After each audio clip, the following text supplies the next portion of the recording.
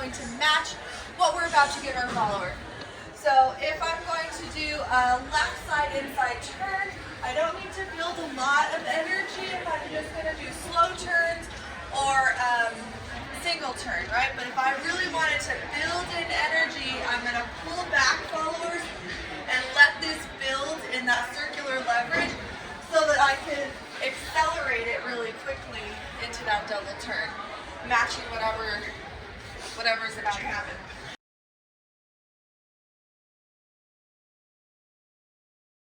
Then we turn it into a toss or a throw. So we did our inside turn, and then we drop it down to the follower's hip. And then we also talked about some different exit options in that.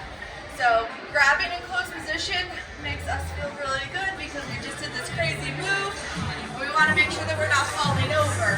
So we do an inside turn, we toss, we grab in and close. That was the telemark option. Let's do the rock and go option. Here, 3 and 4 and toss and rock and go. Right? And I think Tim had one. He had a good exit. I don't remember what it was. Let me see. It was throw, the shoulder tap, and then did that. Yeah. Right? It was kind of like walk around. Yeah.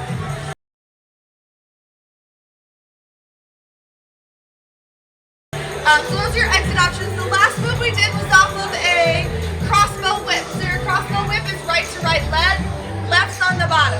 Looks like this. We go 1, 2, 3, and 4. So on the 4, the leader's going to start to bring their right shoulder back and up and around, building that energy.